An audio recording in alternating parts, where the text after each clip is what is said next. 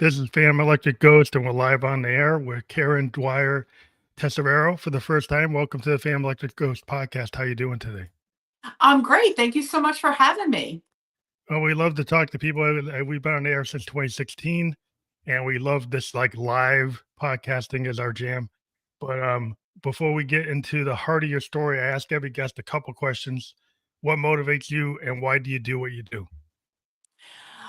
Oh, that is so much. What motivates me every day is I love what I do, and I'm lucky that I found what I do when I was much younger in college. And I just get motivated every day for the people that I work with, the clients that I work with. They just motivate me every day to keep doing what I'm doing. That's great. I love talking to people who like to kind of pay it forward Hmm. with their expertise. You know, a lot of talk to a lot of people who are creative in different ways. Like a lot of people think, oh, creative people are writers, actors, musicians, painters, but I find people who are in every aspect of human, life are creative, and that's why I try to have this thread of creativity and the synergy between that, and that's how I got into this podcasting and talked to so many different types of people.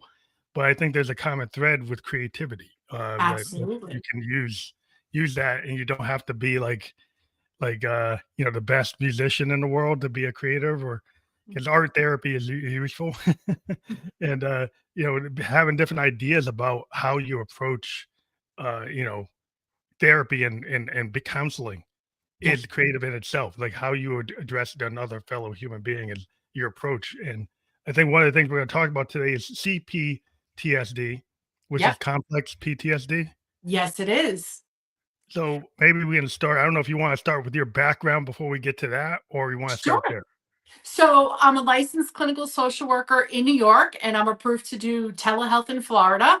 And aside from that, I have a life coaching business where I focus on trauma informed approaches. And so the way that I started, I was struggling in college, and my parents were like, "You need to go to therapy and you need to figure yourself out." And so I went to therapy, young, 17, 18 years old, couldn't figure out what I wanted to do. And I started out of college with the help of my therapist. And when I was thinking about what I wanted to major in, I tried a couple of different things and nothing really seemed to fit. And then when I was talking to my parents about like it was time, I had to declare a major and I had to figure out my life. I was thinking about my therapist and I was like, I could do what she does. I could listen to people and talk to people. And that always fit me. So I went to college, became a licensed clinical social worker. And early in my career, I actually started working within the New York City child welfare system and different agencies, different roles. And through that work, I realized what complex PTSD was and how trauma within relationships, it could be really nuanced. And as I progressed in my career, a colleague of mine at one point introduced me to somebody and was like, "Oh, this is our resident complex trauma specialist." And I kind of looked over both my shoulders, like, "Who are you talking about?" And she was like, "You." She was like, "You're our expert." And it took me aback when she said that. And I was like, "Wait, I need to start going to trainings and I need to start figuring this out." And so I spent the last 15 years of my life going through trainings, working with clients around this. So that's kind of how I got here today. Yeah, so you put the time in, like I always say, like people put like 10,000 hours in to Mhm. get to be like, so it's like muscle memory, or at least to be able to understand their craft or what they're doing. Yes. And it's really, and a lot of times people don't realize like you can apply that repetition, and we call it as a musician, it's a rehearsal. As Hmm. as an athlete, it's a repetition, so you get that 3-point shot. But you can train your mind the same way, but a lot of people don't realize that till they go to to therapists or different, people who work in those kind of areas and say, hey, you can actually kind of reprogram. And I'm a software guy. So Hmm. we know about what we call structural changes, which are like take a table and add new column to a table, or build a whole new table. Where we have like non-structural changes, let's change the value of a column in that table. That's Hmm. not as hard as actually pulling a column out or adding a column in or new rows, like that can actually be a lot harder. they Right. can't handle. Right. And with my work with people, I we're looking at their past experiences and where they are now and how that past has influenced them. And then what do they want to see for their future selves? And how can they make the changes to get there? Yeah, so you have things that are sustainable because a lot of people, they get in these, like, bad processes, like, "Well, I'm gonna do this in 10 steps," but can you keep on doing those 10 steps for the next 30 years? Is that Exactly. something that's gonna become like breathing, like eating, like, talking? Is it or is it so complicated or so out of your normal capability that you'll just drop it as soon as you can? Well, also what happens is when we're younger, we form different coping skills and they start to work for a while and then they stop working. So sometimes with people, it's learning new coping skills. And then this way they can pull that forward and go into the future with that. That's interesting. So, like, the idea, like, the complex PTSD, Mhm. how does that vary from, like, something that's non-complex PTSD? So, non complex PTSD or PTSD in general is usually a one time big event like 9/11, a car accident, an act of war, Hurricane Sandy, something big and traumatic that happened.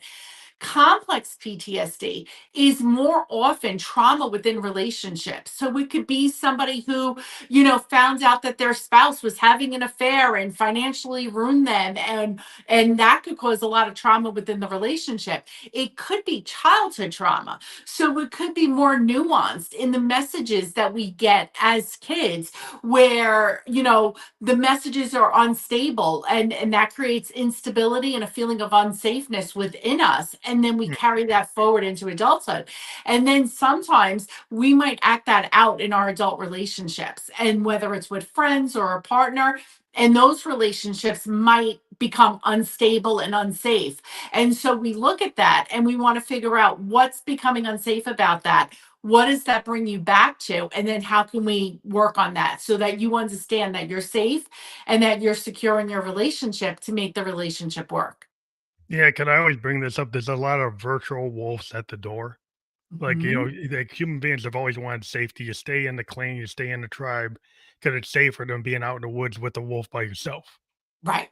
So then, that's the physical manifestation. If I go out by myself, I don't have the tribe with me, that wolf's probably gonna get me. Versus like the virtual kind of things you could get triggered by a word or a Yes. phrase or something like a deja vu thing happens, Mhm. and then you get brought back into that moment and you're trying to find safety. So you're using like some mechanism that you always use. Right. And sometimes when they have that flashback, that's a symptom of the PTSD. And so part of what I do is I work with people with different therapeutic approaches to help so that those flashbacks aren't happening as much and so that they're not going into that flight, fight or freeze or even fawning mode and that they're better able to regulate their central nervous systems. Yeah, 'cause I think I always mention this in jazz, like modal jazz or, where you go like, freeform fusion jazz. Mhm. There's this idea, there's no bad note, there's an opportunity. Right. So if there's a composition and somebody in the group plays a different note, like Herbie Hancock plays a chord that wasn't expected, Miles Davis actually matches that even though Mhm. he didn't rehearse that. Right. He can deal with the present moment and not be locked in, "That wasn't on the sheet." Like, so if you're like, Exactly. it's like, "If it's not on the sheet, I don't know what to do." It's like the same with the Exactly. athlete that study all these plays and then sees something that's not exactly what, but figures out how to, on the cuff, react to that play and not just, like, freeze up and say, "Well, I don't know what to do because I didn't practice for that." Exactly, and that's what we wanna help people with, is when they go into that fight, flight, or freeze mode, and it's at the where they least expect it, how do we handle that? Yeah, because that's like the coping mechanism of, like, I find that people want perfection, the perfection trap. Mhm. If you're in a perfection trap, you kinda wanna plan every little thing. Yeah, But when something doesn't go according to plan, you're like, it is fall, your whole day is done. Like, yeah. you can't even have a little win on that day in your mind frame because, like, if it didn't go according to plan, it's, like, done. And that's an interesting thing because a lot of people come into therapy looking for perfection or looking to change their perfectionism because they have that tendency where they want everything in their life perfect or they want things to be perfect for the other people in their lives and they're constantly striving for that. The problem with perfection is that what's perfect for one person may not be perfect for somebody else in your life. So then how do you handle that conflict? Yeah, And the so variation. I work with people to move away from that thought of perfectionism. And I use the example of like Thanksgiving dinner. If every Thanksgiving dinner is perfect, there's nothing really memorable about it. But in 10 years, when the turkey's burnt, the mashed potatoes never got out, the cranberry sauce got left in the refrigerator, that's the Thanksgiving in 10 years people are going to reflect back on and they're going to laugh about it. So life is beautiful in the imperfection, and we have to embrace that more. Yeah, that's a lot of times in the arts, I try to point out to young people, like, if you're spending all your time trying to get your demo, like, perfect, what Mhm. I would point out through music history, if we actually listen to the actual tracks from, like, the Beatles or any famous band, Yeah. you can actually hear the technical errors in the tracks. You can Mhm. hear where things were mixed a little off, key changed a little off, drummer changed a little off, but in this digital age, some of the modern musicians run into a trap is that you can fix all that. You Right. can actually make it perfect, but it sounds antiseptic. It doesn't Exactly. sound real. It sounds like too perfect, and then you're like, "What is this? Like, is this junk food music?" Because the real perfection, even like in art and a painting, like once you make that choice to put it on the canvas, it is what it is. If Right. you're on a digital canvas, you can keep on hitting undo. But if you're on a real canvas, you might have to mix something, but it's like you have to deal with what you put down. And when you're an artist working with the canvas, the colors are going to bleed together, and that could form beautiful other colors. That's a happy accident. What we call the Right. happy accident happens with music Exactly. too. We call it sound painting. Yeah. And the same thing happens. I can layer different tones on top of each other and it creates a different result. And Mhm. unexpected results sometimes are better than the planned results. Absolutely. And that's over time you learn to kind of discern, oh, I actually don't need to fix that. I should actually leave that. And And it comes, appreciate that. yeah, it comes with experience where like over time you start to learn it's like, hey, I don't have to go to take 101, take three Mhm. or four, or even take one was actually right. Right. And it's a discernment over time where it's like, hey, I'm ruining the song. By the time I Mhm. go to take 120, I actually pulled all the life out of Right. it. And then what do you have left? Exactly. So, And it's like your life, you have to kinda think about that instead of trying to, are you actually listening to your spouse? Are you actually in the moment? Or are you mhm. thinking so much about the next moment? And appreciating your spouse for who they are and what they bring to the relationship and what you bring to the relationship. Yeah, 'cause a lot it's like the ideal, like, visions that people have. Like, Yeah. you spend the time, like, thinking about, like, why I wish it would be like this, but appreciate every moment that you're actually in. Yeah. Exactly. One time I was in Disney World and it was pouring rain. And we went and got those ponchos and everything else. And in the middle of the rainstorm, I stopped someone. I was like, please take a picture of us. And everyone was like, you want a picture? Like now? Like, In the and I was like, rain? this is the perfect picture. Like, this is life doesn't get more real than this right now in this moment. Yeah, it's those off the cuff things, kinda like, when those, comedian, they kind of, they can, off the cuff fix their if they're dying, you know, Exactly. they kinda read the room. Like, a lot Yep. of times, like, if you have a speaker, they have their teleprompter and then they read the room, it's like, well, what's on the teleprompter is actually not working. I'm gonna be like Mhm. that comedian, I'm gonna shift and actually read the room and maybe have some more things that are from the heart and soul than this canned thing I have that's not working with this audience. So now Right. I need to actually be more authentic. I was just going to say that that's exactly what you're talking about in that moment is shifting from this prescribed notion of what's going to be funny in that moment to shifting to the authentic in the moment real. And that's where some of the best stuff is. Well, I think is it that people are scared of the vulnerability of the authentic things, and so then they try to create Absolutely. like this kind of layered like self that's like a mask, to a certain. Absolutely, because if we're not perfect, we won't be accepted. And that's often messages that we get from our childhood. If I don't please my parent or I don't please my caregiver, they're not going to like me. I'm not going to have a stable home. I'm not, whatever the instability is. My mom's going to be angry or hit me or yell at me. And I don't want to do that. So I want to appease my parent that's going to take care of me. And they carry that forward. Then they learn they have to appease their teachers to get good grades. And this just continues, and that perfectionism continues. A lot of type A personalities have that perfectionism thing happening for them. So taking a step back from that and recognizing it may not be perfect for everybody. Some people are going to love me, and some people aren't, and I got to be okay with the people who don't. Yeah, it's kinda like the law of attraction I always get into. This idea, like, and I'm a synthesist, I deal with, like, frequencies. So this idea in music of, like, harmony, dissonance, discordance, noise, right? Right. So, like, if you wanna have a hook, it's probably gonna not have a lot of discordance in it. It's probably gonna be more harmonic, it's gonna be more catchy, it's gonna kinda get resonate, so people will be, like, on the same frequency as you, then the audience gets you. Like, then you get that Mhm. number 1 hit because everybody's like, Exactly. I can understand that hook. I'm actually repeating the hook." But Yeah. if you had some of this, like, discordant noise, it's like, "What is that?" It's so off key, it's like, maybe you'll remember it, and maybe that's the hook that's the hook for you, but it Right. really depends. That's awesome. Yep. But, it's like, when your people are trying to, like, redefine themselves, kinda like remapping. Mhm. Yep. So if you go through, like, your divorce or an empty nest or any other scenario like that for, like, women can find themselves in, what's your approaches for that? Like, what do you So recommend? So it's actually interesting. I see women go through this all the time, whether it's through a divorce or the kids start to get older and don't need them as much, and the kids are going off to college and into adulthood. And oftentimes, what happens with women is they have a lack of purpose at that point. So I work with people to kind of figure out what that purpose is going to be and how do you redefine some of those negative messages. Oftentimes, we get those negative messages from other people in our lives. They prescribe those messages to us. You're not good enough. You're unlovable.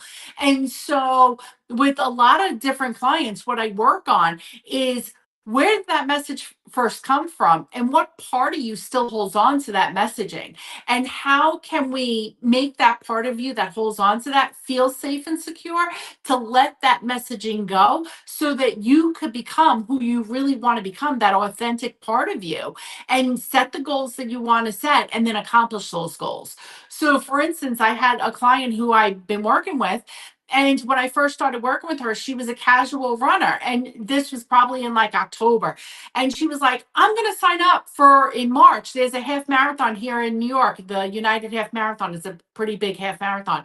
She signed up for it. And the day she got out of it, the next day, she signed up for the New York City Marathon the same year. She went through, she got a not a lottery position. She got a charity position. And so Mhm. she ran the New York City Marathon. And here it was. She was just a casual runner who never thought she'd be able to do that. But through our work together, she gained the confidence to go out there and try and step out of her comfort zone. She did the training and she was able to do it. And now she's an avid runner and she's looking at her next marathons. So it really can help impact people to really let go of those negative messages that they have about themselves to see themselves in a different light. A lot of that happens in our youth. We kinda get this, our programming from our parents or, whoever's in our social structure in the Yes. microcosm level. 'Cause I was a sociology major, you got a microcosm, macrocosm, but, like, if you're in that microcosm of your family structure and Mhm. somebody's telling you, "Hey, you're not good enough," or "You're not beautiful enough, and you could never do that," "No, why are you trying to be a doctor? Why are you going to college? Nobody in this family goes to college." Right. You need to go stay in the mill. And like, well, maybe everybody stayed in the mill, but that's not for me. But you might kind of get stuck in the mill for a while in that bad loop Yep. because now you're being told like that's as far as you can go. Exactly. And a lot of kids experience this also with bullies.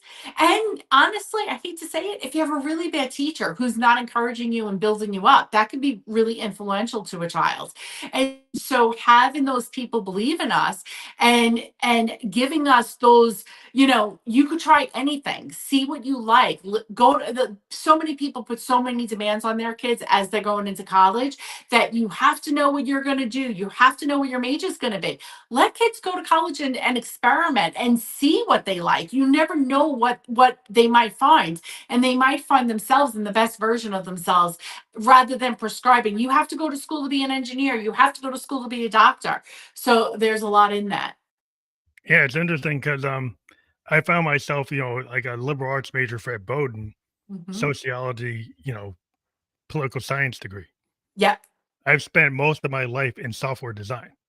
Most of the people around me have master's degree in software design, but I don't. Hmm. I came into it from a point of view is like for fun, I was hanging out with the Alpha Delta Phi and they were a bunch of hackers. And I Okay. used to go and get into computer stuff from like a hacking point of view, like from the underground. I didn't want to do it formally. I Okay. tried taking comp sci and I didn't like it because I was too structured. I found that Hmm. I was more into more unstructured, kind of doing things in a different way. Hmm. So I found my way into it by not kind of following the structure. And Right. then I found organizations that liked the way I was thinking because I Hmm. wasn't doing like the cookie cutter structure. And so some Absolutely. people might feel they couldn't even go into the field because you have to have this. You have Yeah. to have this credential. But sometimes, maybe having the liberal arts point of view of I have the ability to learn anything and to Hmm. research anything and maybe or have critical thinking about it and ask questions about it. Yeah. Maybe that's actually what you need. Absolutely. And those skills are so important, and the flexibility to be able to try different things even if it's not the prescribed structure for it. Yeah, I think a lot of Takes people get confidence. stuck in the lane and are Hmm. not satisfied and, realize that they had to push a little bit. Yeah. Like David Bowie was famous for saying he didn't feel comfortable in Hmm. any genre in music unless he was like not like he was kind of treading water a little bit creatively. So Hmm. he would go into some form that he wasn't the best at Okay. and go and challenge himself and then keep on kind of shape shifting and changing, going from like psychedelic rock to like R&B to experimental Berlin techno. He would be all over the map. Hmm. And the A&R people was like, well, how am I going to market that? It's like, that's where I am. Right. That's what I need to do for my process. I can't just stay in the same loop. I actually Hmm. have to go outside and push myself. And I think that ends up being more satisfying when you look at the catalog. It's like an artist that does that. It's interesting. Absolutely. And everybody needs to step out of their comfort zone a little bit, because that's where we challenge ourselves. And that's where we really learn, like, hey, I can do this. I didn't think I could, but I can do it, or I could do it in my own way. And that's just freeing. Yeah, it's so freeing to like not be constrained. I know that society has constraints because it's social mores and wants to have a structure. So we're kind of all Absolutely. told, oh, we want the people with the out of box thinking, then they put you in the cube. Absolutely. So it's like it's telling me two different things here. Absolutely. There's what you're telling me, the actions speak louder than words kind of scenario.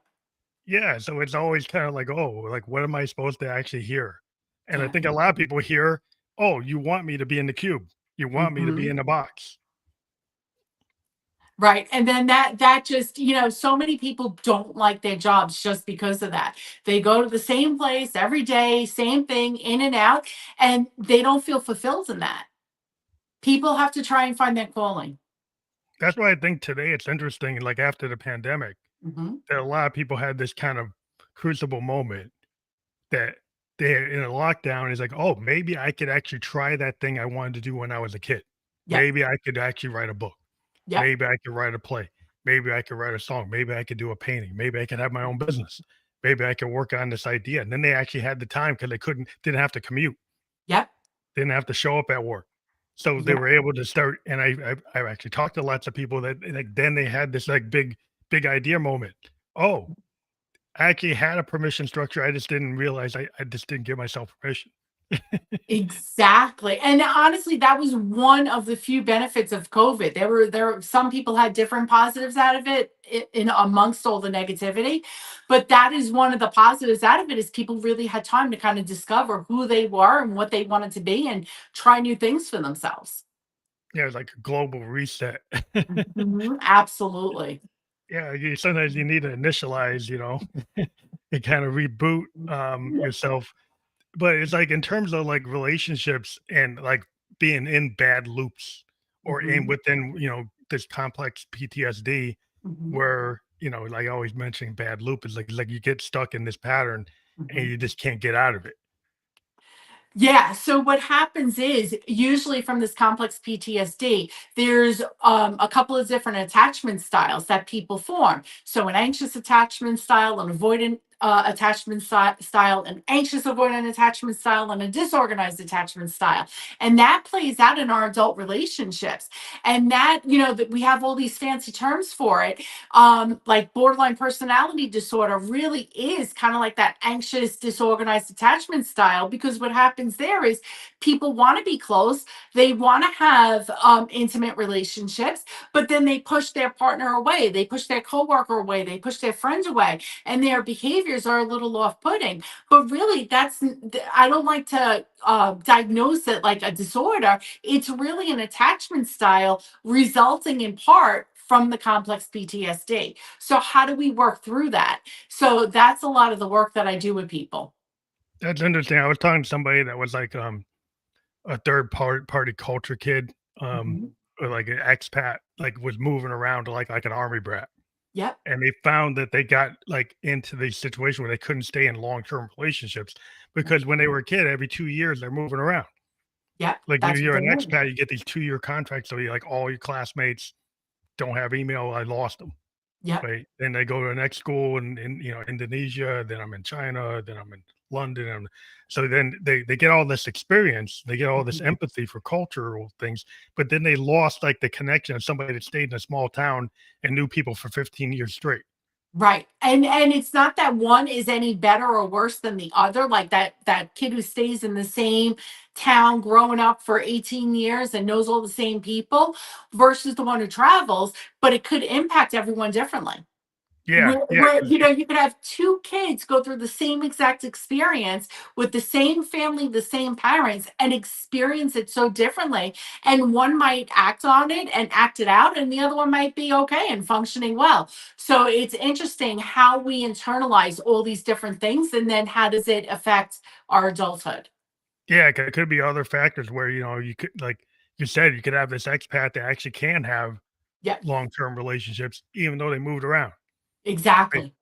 And so that maybe they think they're the rare case, but it's like not maybe not. And the to contrary to that, the one who's been in the same small town for 18 years, they might have had a bully, and that bully influenced them. Maybe they didn't have a lot of friends. They might know people, but no one close to them. So that could also impact on that. Yeah, it gets that to the micro level details Yeah. of like each Mhm. individual doesn't have the same pattern, Exactly. and then you start to see the variations because like it seems like at a high level this is true, but you start to unpeel things. He's like, Yes. "Oh, this is where it deviates." Yep. So I guess your job is to figure out, like, unpeel the onion and figure out where that source is. I use the metaphor of peeling back the onion all the time because sometimes, or a lot of times, people will come in and be like, I wanted to work on my anxiety. I want to work on my depression. But when we really start peeling back the layer, and the onion is a metaphor I use all the time, we'll start to see and uncover these patterns. And then we'll figure out where was the trauma. And like I said, it doesn't have to be a big event, it can be sexual abuse, it could be physical abuse, but it could be more nuanced than that. It could Mhm. just be, mom yelled at me a lot, or my dad didn't make my soccer practices because he was working all the time.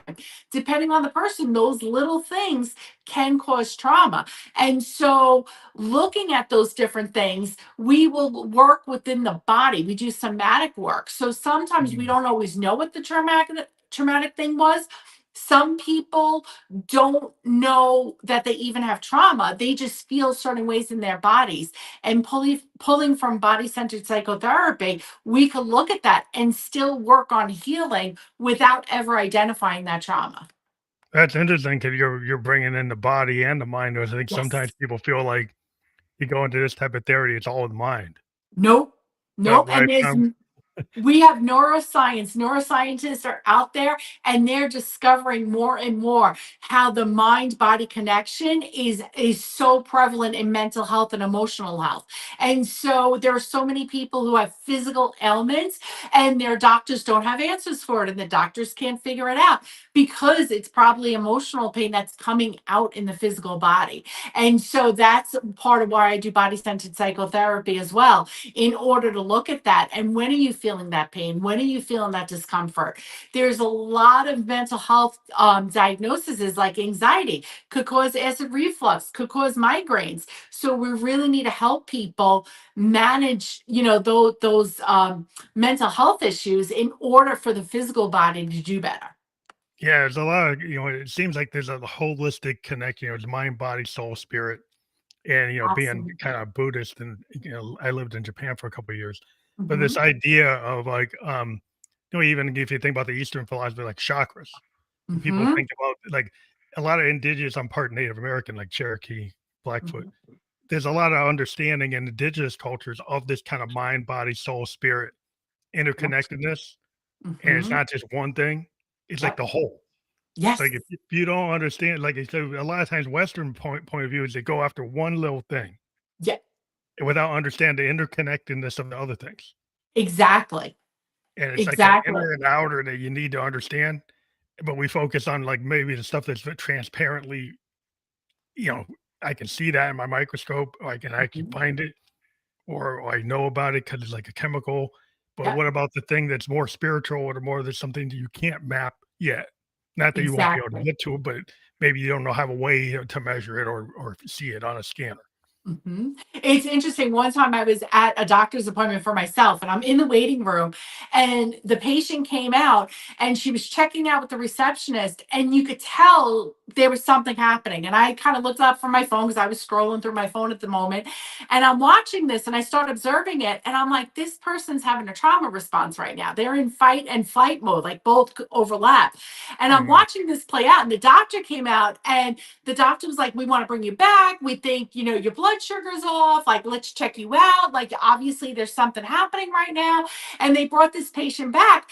And so eventually they figure it out and she leaves.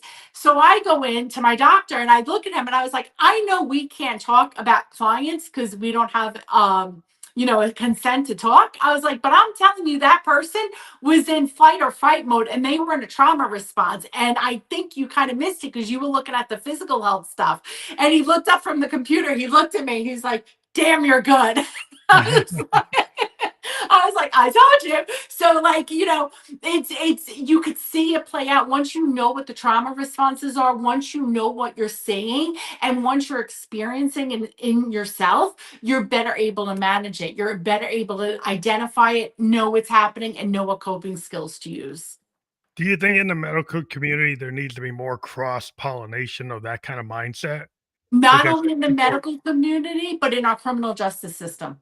mm, yeah, it It's seems like not enough there, and that's where we run into a lot of problems. So in general, one, we have to remove the stigma of mental health, especially for men. Men do not utilize mental health services enough. But on top of that, our cops need to be better trained, our doctors need to be better trained, and I'm encompassing all like medical professionals. I'm encompassing everybody in the criminal justice system. We need to know when someone is in that fight, flight, or freeze mode, what's happening there, and to know when we're dealing with a mental health issue as opposed to maybe a criminal issue. yeah, because I think people get so narrow and they're Yeah. like, if you're in law enforcement, you might say, "Hey, this is the law," Yeah. right? And so the law is the primary thing, Yeah. but you lose the softer impressions of, like, if you had some sociology, if you had some Mhm. psychology, if you had some understanding, that you might Yeah. actually realize, like, yeah, this person actually is breaking this law. Yeah. But if you escalate at this moment, it's gonna get worse. Worse. for So everybody. this, but you're just looking at the book and Yeah. the code 1503C this that, and they broke it. Well, if you want to be a robot, but you're a human being, so a Yeah. human being should have discernment. We can build robots to do your job. One We're time hoping that you we have some discernment. One time I had to call 911 for a client who had to go to the hospital. And I was working at a clinic at this point, and we had to make these calls not on a frequent basis, but enough that we knew how to handle them. And the cops came up to the clinic at the time, and one cop had a baton out. And I was like, absolutely not. You are not going back there with that baton out. I was like, my client is calm right now. You come in with that baton, And trigger it. you're going to escalate things, and we're not having that here. I said, put it away, and then you could come back. And they were like, well, do they want to go to the hospital or not? I was like, I'm telling you right now, you're not coming back here like that. So what are we going to do right now? And they were like, the lieutenant came in and he was like, everybody calm down. He's like, they know De-escalate. their client is safe. Bring it down and let's go in. And like literally, it took one of their bosses to tell them that, because I was like, you're not going to escalate this here. So we need more education around that, how not to Yeah, escalate these situations. and a lot of times people are so black and white. Yes. They're so into this is the way it should be done Right. for some like social moray, some structure, like a structural reason why, without like the discernment, right? Yeah. Being a creative, there's a lot of discernment, so Mhm. we're more willing to actually look at the grays. Okay. Where a lot of times people get into certain roles and it's like it's black or white. But you Exactly. find a lot of times in the creative spaces, like things aren't just black and white. No, there's a lot of beautiful colors in between the black and the white.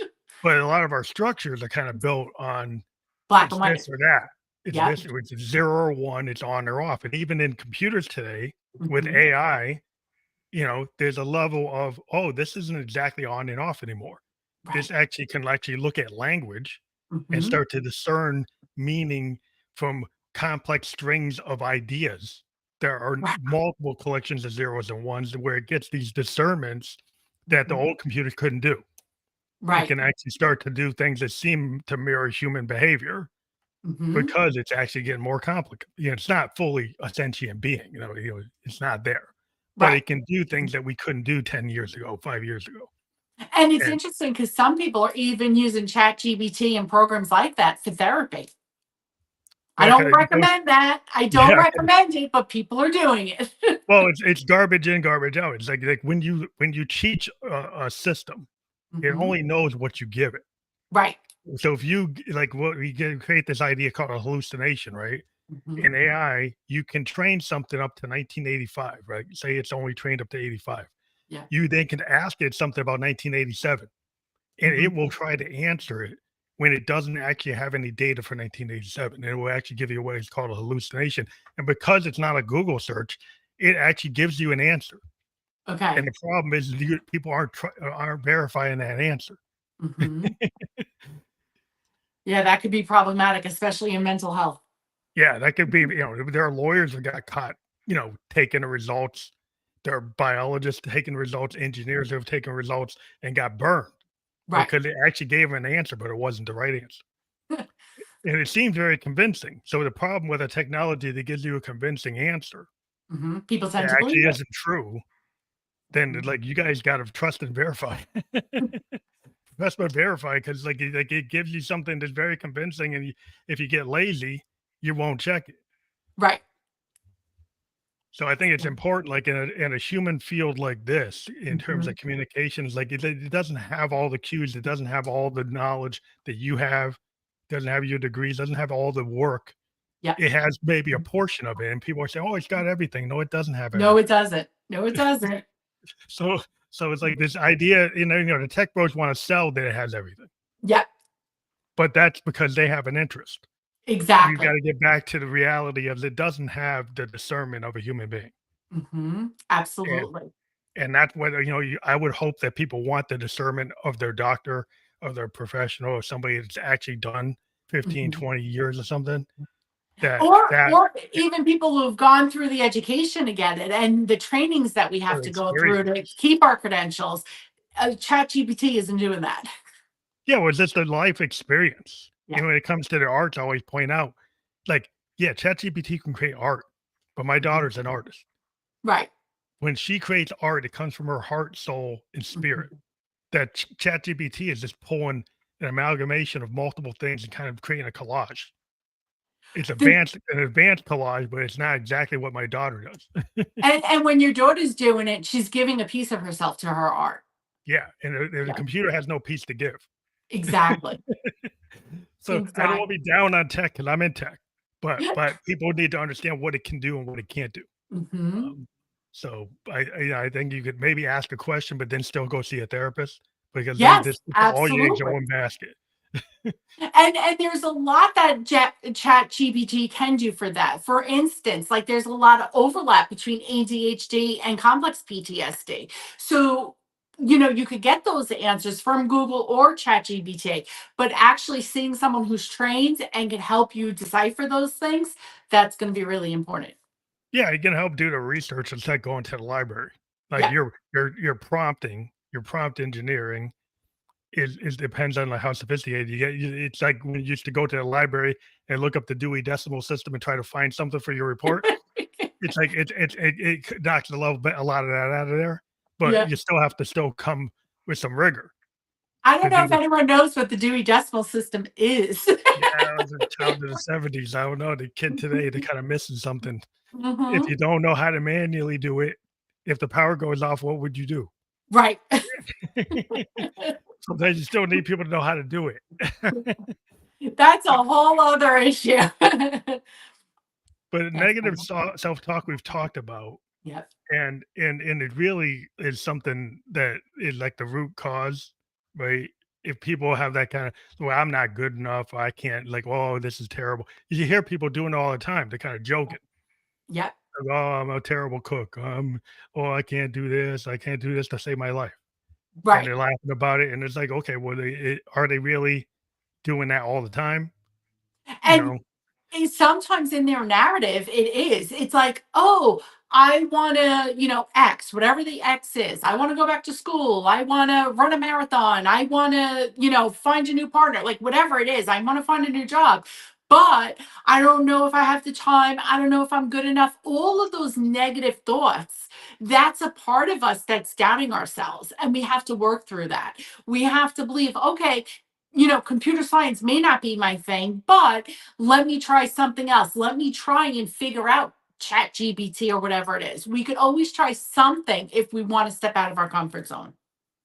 yeah, I think it's just a willingness to, kind of, I think that happens is people get embarrassed about, like, if I don't go from 0 to 100 and Hmm. get that A off the first bat, right? Yeah. I try dancing the tango and I just step on everybody's feet and I bang into the next couple, and then I'm like, oh, I'm done. Well, Right. it's actually probably take a lot of work for you Right. not to do that. It's like if you're gonna, it's like you have to realize that sometimes out of the gate, it's not gonna happen all at Right. once. Right. And, there's a lot of different ways to approach this to undo some of those negative thoughts, self talk. Therapy is a great approach. On my website, I have a couple of journal prompts that people could look at and really start writing about some of this stuff. And one of the first things I tell people is make a list of all the traits about yourself that you're grateful for. And I'm not talking about materialistic things. I'm not talking, oh, I'm Mhm. thankful I have a Louis Vuitton bag or Christian Louboutin shoes. No, I'm thankful that I'm caring. I'm thankful that I'm good with people and I know how to listen to people. Those are traits about me that are specific to me. And then when you have that list, you could pull from that list when the other things get harder. And you can reflect back on that list and be like, wow, I do have all these other good traits. Let me focus on them as opposed to these other areas that I want to change or work on or overcome. So it just helps balance it a little bit differently. Yeah, it's like taking the wins in a day instead of, like, taking the things that happen wrong. And I Right. think what happens is people look at the things that happen wrong in a day and give Mhm. that more weight than the things that happen right. Yes. And honestly, the positive thoughts about yourself have just as much energy and weight to them as the negative thoughts do. People just seem to believe the negative a little bit easier. If someone gives you a compliment and your first reaction is, "Oh, thanks, but," leave Yeah. the butt at home. We want to leave the butt at home. Just, oh, thank you. You want to take in the energy of that compliment and know that that compliment is real for the person who gave it to you. They gave it to you because they sincerely believe that about you. So hold on to that as opposed to some of the negative stuff somebody else in your past might have told you. Yeah, I think it's hard for people to let go of that because I find it like sometimes in the arts, people feel like, well, I gotta be like a tortured artist. I gotta be a Yep. starving artist to be legitimate. Hmm. Right. So they can think it's like, well, if it comes too easy or if everybody likes it, then I can't really take that as a win. Right. Right. They're always like kind of down on themselves. And you're Hmm. like, wow, like, why are you so down on yourself? And when you're a producer, you have to deal with these kind of personalities where um their stage self is somebody different than their Hmm. self in the studio. Right. The self in the studio could be like, wow, this guy's like second guessing like everything. They're not confident. And then even though when they're on stage, they have this whole other persona. Yep. But it's like what I'm Facade. dealing with right now is not that guy that was on stage. And it's important to know, like, people look at social media, people look at these celebrities, their lives are not all what they're putting out there. That's good PR. It doesn't mean it's real behind the scenes. People struggle in all ways. And so I just want to, people have this thing about social media and comparing themselves. Don't compare yourself to what you're seeing there. It may not be real. Yeah, because even it's a lot of it is the theatrics. Yep. A lot of times when you get to a certain level in the arts, the lot goes to like that mask you put on, that Yep. stage self, that Yep. stage persona versus like your everyday person that Yep. might be like, before they get on stage, they're like really not like they're doubting like everything until they get into that moment and then the Mhm. crowd gives them this energy. Yes. And then a lot of times they're like they spend like 12 hours to get to 2 hours. Yeah, And absolutely. the 12 Because they're hours looking for the perfectionism. yeah, it wasn't what you didn't see that 12 hours or you didn't see the 15 years plus the 12 hours. They got them to that. Like, Yeah, you just see the 2 hours. So you're like, "Oh." exactly. There's this picture of this iceberg that is floating around in social media and stuff, and it's so true. It's like, what does success look like? It's not just the top of the iceberg. It's all the stuff under the waterline that you don't see that goes into success. So don't compare yourself just to that successful picture or that successful video. There's so much more behind it to get the people there. Yeah, and that's why people get confused by, like, the 10-step, 12-step coming from some influencer. It's like, yeah, you did that 10 steps in, like, 6 months to get to this, but it was the 15 years plus the 6 months, Exactly. right? And so when you don't have that, so if you're like, well, maybe it doesn't work because you didn't actually tap into what you did have, Mhm, right? You're looking at absolutely. this thing for, like, the 6-month program. It's like, well, you have to tap into everything that brings you to that, right? You can't just reinvent yourself and only be in that moment. You have to kinda build on even their failures. Yeah, music, Mhm. like, a lot of times it's like what you didn't work influences the thing that does work. Like, so all the So work many people lose track of that. When we fail at something, it's not, oh my God, see, I'm not successful. No, it's what did I learn from this? What can I pull with me forward to apply it to the next time so that maybe I'll get a different result. And you may not get 100% success the next time, but it might just be a little bit better. And that's okay. We got to be okay with that level of contentness because not everything people come in and they say, I want to be happy. And I'm like, well, happy is just like depression and frustration and disappointment. It's coming and going, it's ebbing and flowing. We just want to be a level of contentness. Like, okay, I'm okay with these things in my life. I want to work on this stuff, but overall, things are okay right now. yeah, to be able to navigate like the captain, right? You don't want a captain of a ship that Right. doesn't know how to handle like a choppy seas or a Right. storm. It'd be nice that they always had good weather, but I Right. don't wanna be on the ship with the guy that never went through a storm. I wouldn't want to be with him the first time he hits a storm. Yeah, it's just like, anybody in the military that never saw action. Hmm. Like, you got the guy from the academy, he's got the idealized version of all the things you're supposed to do, Right. Right. versus, like, a seasoned commander that's actually gone through a bunch of battles and has strategy, Yeah. right? Like, well, this guy technically might be have more credentials than this other guy, but this guy's got, like, 10 years in the field. and life experience, and that Yeah, builds resiliency. And yeah, that's what we want to build in people is that resiliency. Life is not always going to be perfect. We have to ride the tides of it and recognize, like, okay, it may not always be perfect, but I'm going to be okay. yeah, you gotta be able to build on that, Yeah. and that's not it's not a lot of times things that happen, like, for artists, like, it's like the bad things or the sad things Hmm. that create a lot of our best work.